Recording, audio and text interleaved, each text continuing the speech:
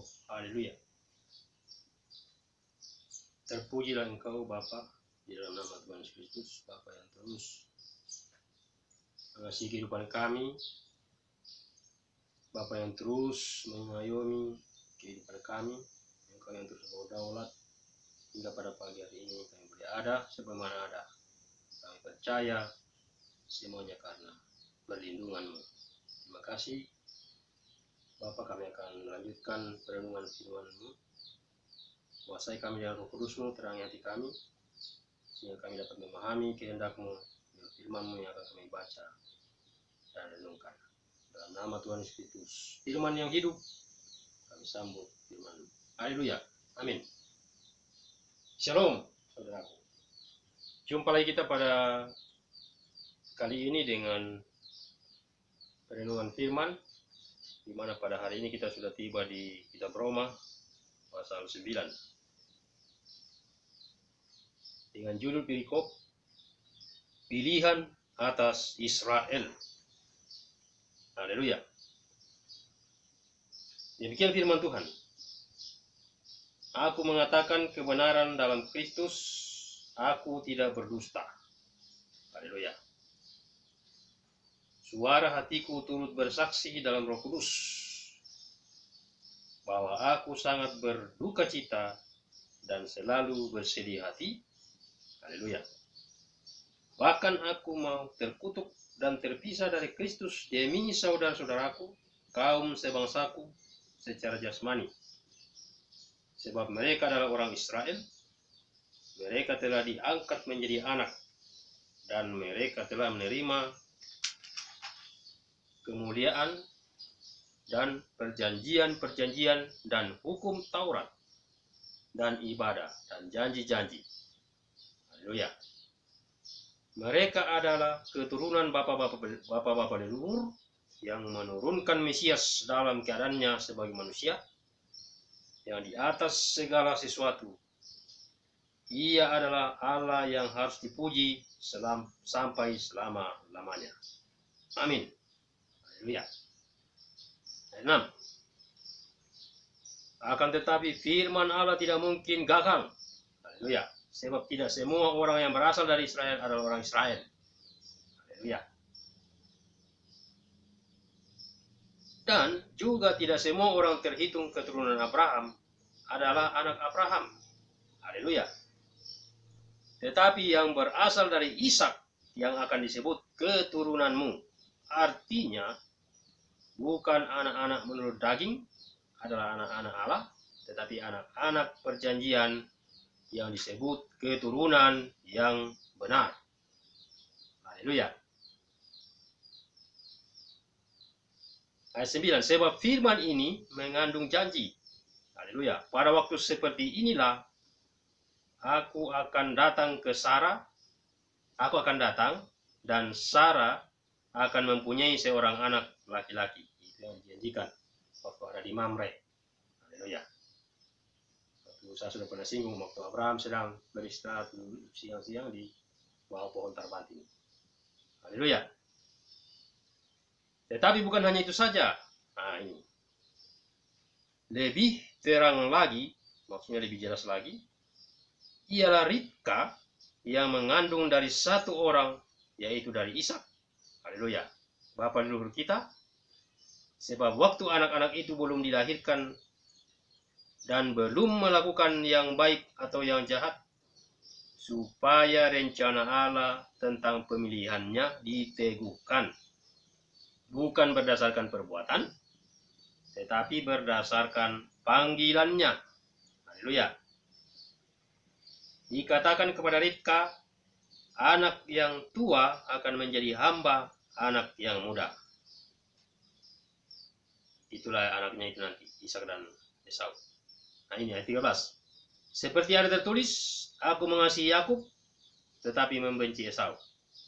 Haleluya. Jika demikian, apakah yang hendak kita katakan? Apakah Allah tidak adil? Mustahil. Sebab ia berfirman kepada Musa, aku akan menaruh belas kasihan kepada siapa aku mau menaruh belas kasihan, dan aku akan bermurah hati kepada siapa aku mau bermurah hati. Ayat 16. Jadi hal itu tidak tergantung pada kehendak orang atau usaha orang, tetapi kepada kemurahan hati Allah. Haleluya. Sebab kitab suci berkata kepada Firaun, itulah sebabnya aku membangkitkan engkau, yaitu supaya aku memperlihatkan kuasaku di dalam engkau, dan supaya namaku dimasyurkan di seluruh bumi. Haleluya. Tidak tahu sejarahnya. Bagaimana Firaun itu berkeras hati. Ayat 18. Jadi ia menaruh belas kasihan kepada siapa yang dikehendakinya, dan ia menegarkan hati siapa yang dikehendakinya. Contohnya hati Firaun ditegarkan, sehingga tidak memberikan orang Israel keluar dari Mesir. Haleluya. Ayat 19. Sekarang kamu akan berkata kepadaku, jika demikian apa lagi yang masih disalahkannya? Sebab siapa yang menentang kehendaknya? Siapakah kamu, hai manusia? Maka kamu membantah Allah. Dapatkah yang dibentuk berkata kepada yang membentuknya, mengapakah engkau membentuk aku demikian? Haleluya. Apakah tukang periuk tidak mempunyai hak atas tanah liatnya untuk membuat dari gumpalan? Saya ulangi. Apakah tukang periuk tidak mempunyai hak atas tanah liatnya untuk membuat dari gumpal yang sama suatu benda untuk dipakai guna tujuan yang mulia, dan suatu benda lain untuk dipakai untuk tujuan yang biasa? Haleluya. Ayat 22. Jadi kalau untuk menunjukkan murkanya dan menyatakan kuasanya, Allah menaruh kesabaran yang besar terhadap benda-benda kemurkaannya yang telah disiapkan untuk kebinasaan, justru untuk menyatakan kekayaan kemuliaannya atas benda-benda belas kasihannya yang telah dipersiapkannya untuk kemuliaan, yaitu kita yang telah dipanggilnya bukan hanya dari antara orang Yahudi, tetapi juga dari antara bangsa-bangsa lain, seperti yang difirmankannya juga dalam kitab Nabi Hosea. Haleluya. Yang bukan umatku akan kusebut umatku, dan yang bukan kekasih. 26. Dan di tempat di mana akan dikatakan kepada mereka, kamu ini bukanlah umatku, di sana akan dikatakan kepada mereka, anak-anak Allah yang hidup. Itulah bangsa-bangsa lain, termasuk kita ini. Haleluya. 27. Dan Yesaya berseru tentang Israel, sekalipun jumlah anak Israel seperti pasir di laut, namun hanya sisanya akan diselamatkan. Sebab apa yang telah difirmankannya akan dilakukan Tuhan di atas bumi, sempurna dan segera. Haleluya. Dan seperti yang dikatakan Yesaya sebelumnya, seandainya Tuhan semesta alam tidak meninggalkan pada kita keturunan, kita sudah menjadi seperti Sodom dan sama seperti Gomora. Haleluya. Selanjutnya keselamatan bangsa-bangsa lain dan kesesatan orang Israel. Ayat 30. Jika demikian, apakah yang hendak kita katakan ini? Bahwa bangsa-bangsa lain yang tidak mengejar kebenaran telah beroleh kebenaran, yaitu kebenaran karena iman. Haleluya. Ayat 31. Tetapi bahwa Israel sungguh pun mengejar hukum yang akan mendatangkan kebenaran, tidaklah sampai kepada hukum itu. Mengapa tidak? Karena Israel mengejarnya bukan karena iman, tetapi karena perbuatan. Haleluya. Mereka tersandung pada batu sandungan, seperti ada tertulis, sesungguhnya aku meletakkan di Sion sebuah batu sentuhan dan sebuah batu sandungan, dan siapa yang percaya kepadanya tidak akan dipermalukan. Haleluya. Itulah pribadi Yesus. Di Sion dia diletakkan sebagai batu penjuru. Haleluya. Tapi bagi orang Israel menjadi sandungan, karena mereka tidak percaya dan tidak menerima, bahkan mereka menyalibkannya. Haleluya. Tetapi dengan jalan itu kita bangsa-bangsa lain beroleh selamat. Haleluya. Oleh karena iman. iman di dalam Kristus Yesus. Demikianlah pembacaan firman Tuhan dalam Roma pasal 9.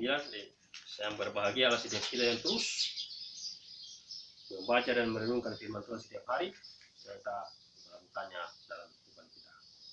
Haleluya. Dijelaskan di sini saudaraku bagaimana Israel itu dipilih. Sebenarnya mereka ada kekasih Allah. Haleluya. Tetapi karena kedegilan hati mereka dikatakan, mereka sampai hari ini belum menerima semua. Tapi seperti yang saya pernah sampaikan bahwa Injil kerajaan itu akan dikembalikan sebelum Yesus datang kepada Israel. Haleluya. Nah, kita lihat di sini beberapa ayat yang sangat penting. Yang pertama tadi digambarkan antara bagaimana itu Ishak, ya. Ribka tadi. Dikatakan kepada Ribka anak yang tua akan menjadi hamba anak yang muda. Nah, itu yaitu Esau dan Yakub kan. Kita tahu bagaimana kisahnya. Karena Esau menjual hak kesulungannya hanya karena sepiring kacang mangkok merah. Haleluya. Maka hak kesulungan itu dijualnya kepada Yakub. Dan kita tahu bagaimana Yakub menerima kesulungan, dan setelah dia lari meninggalkan saudaranya itu karena takut. Dan kita tahu bagaimana sejarahnya dalam Alkitab itu, Perjanjian Lama, bagaimana waktu Yakub bermimpi, dia bergumul dengan Tuhan sampai pagi, dan namanya diganti menjadi Israel. Dari situlah dikatakan itu nama Israel. Yakub, nama Yakub. Israel artinya pahlawan, bergumul dengan Tuhan sampai pagi. Yang malaikat Tuhan dia bergumul. Haleluya. Pada waktu dia bermalam di Betel. Nah, ini kita lihat di sini. Aku mengasihi Yakub tetapi membenci Esau. Ya, karena Esau menjual hak kesulungan. Jika demikian, apakah yang Anda kita katakan? Apakah Allah tidak adil? Mustahil, sebab dia berfirman kepada Musa, ya, aku akan menaruh belas kasihan kepada siapa aku harus belas kasihan. Itu kedaulatan Tuhan, kedaulatan Elohim.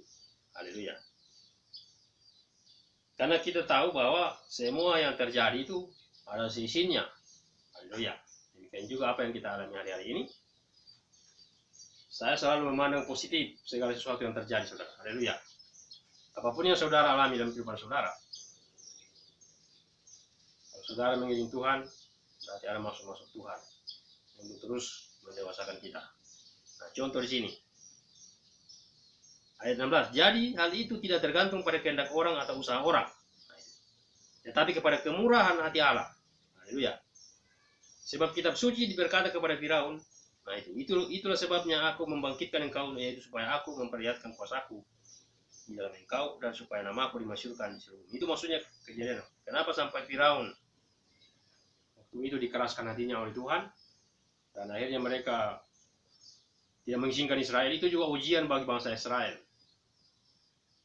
Haleluya.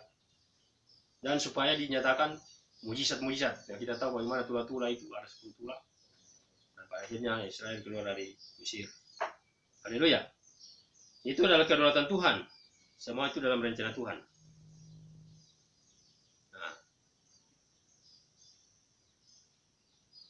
Nah, dikatakan ayat 20, siapa kamu hai manusia? Ya, maka kamu membantah Allah. Dapatkah yang membentuk berkata pada yang membentuknya, mengapakah engkau membentuk apa demikian? Haleluya. Nah, dijelaskan juga tukang periuk. Jadi Tuhan itu Elohim Bapa kita, bagaikan tukang periuk. Kita ini adalah tanah liat, dibentuk. Haleluya. Dia membentuk kita semaunya, itu kedaulatannya. Nah, tugas kita adalah menyerah. Haleluya. Berserah, bukan menyerah, berserah. Berserah dengan menyerah berbeda. Kalau menyerah berarti masa bodoh, tidak mau pusing. Tapi kalau berserah berarti menyerahkan seluruh kedaulatan Tuhan sepenuhnya bekerja dalam kehidupan kita, sehingga kehendaknya lah yang jadi, bukan kehendak kita. Haleluya. Nah, selanjutnya dikatakan, jadi kalau untuk menunjukkan murkanya dan menyatakan kuasanya, Allah menaruh kesabaran yang besar terhadap benda-benda ini. Ini digambarkan seperti itu. Ya, haleluya. Kita langsung saja di ayat 30. Jika demikian, apakah hendak kita katakan? ini bahwa bangsa-bangsa lain yang tidak mengejar kebenaran telah beroleh kebenaran, yaitu kebenaran karena iman. Bangsa-bangsa lain maksudnya di luar bangsa Israel. Kita tahu Israel ini akan pilihan, umat pilihan. Tetapi kenapa? Ya, keselamatan itu sudah sampai kepada bangsa-bangsa lain termasuk kita hari ini. Itu karena akibat daripada ketegaran hati Israel. Haleluya. Dikatakan sini, bangsa-bangsa itu mengejar kebenaran tetapi dengan perbuatan, yaitu melakukan hukum Taurat, bukan dengan iman dikatakan. Haleluya.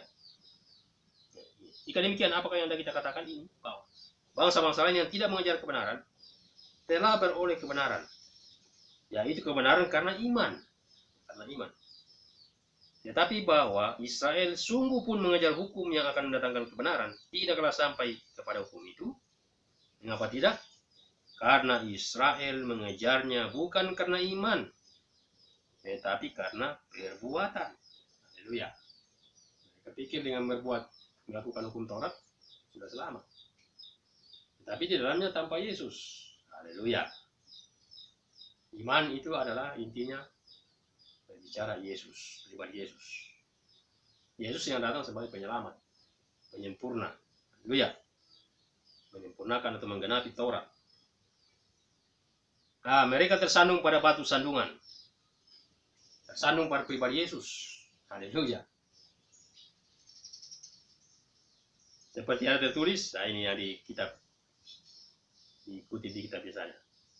Sesungguhnya aku meletakkan di Sion sebuah batu sentuhan dan sebuah batu sandungan, dan siapa yang percaya kepadanya tidak akan dipermalukan. Haleluya. Yesus Kristus adalah batu penjuru yang mahal. Dialah batu hidup. Dia batu, misalnya batu penjuru. Dia dasar. Haleluya. Katakan. Nah, bagi umat Israel, bagi bangsa Israel itu dia menjadi sandungan, karena mereka mengukur keselamatan itu dengan melakukan hukum Taurat. Tapi setelahnya itu, setelah itu datang, keselamatan hanya diperoleh dengan iman. Haleluya. Yaitu kebenaran karena iman. Haleluya. Jadi sesuai dengan judul berikut ini, pilihan atas Israel. Jadi Israel ini dipilih, tapi dikatakan tadi hanya sisa sedikit, sisa-sisanya saja yang diselamatkan. Haleluya. Ada nanti bagian lain kita akan belajar sisa-sisa Israel. Selanjutnya nanti ke sana. Nah, inilah yang kita bisa renungkan pada kali ini. Kita boleh bersyukur oleh karena kemurahan hati Allah, Elohim yang dahsyat itu, yaitu Yahweh. Kita beroleh keselamatan karena kita percaya di dalam satu nama Yesus Kristus Tuhan, yang telah datang sebagai manusia 100%, menjelma dalam daging dan mati bagi kita, berkorban untuk menebus dosa-dosa kita. Kalau kita percaya bahwa Dia adalah Tuhan, Dia adalah Raja, Dia yang telah mati dan bangkit bagi kita, Dia adalah penjelmaan Bapa, maka itu yang kita akan diselamatkan. Haleluya. Kita bersyukur untuk kasih karunia Tuhan yang terus berlaku. Bapa, kami kembalikan segala hormat, segala pujian, syukur bagi-Mu buat pagi hari ini, buat kasih setia-Mu, buat kemurahan-Mu, buat keselamatan yang sudah Engkau anugerahkan bagi kami dalam Yesus Kristus oleh iman kami, sehingga kami boleh menjadi anak-anak-Mu, menjadi ahli waris janji-janji-Mu yang Engkau sudah sampaikan kepada Abraham.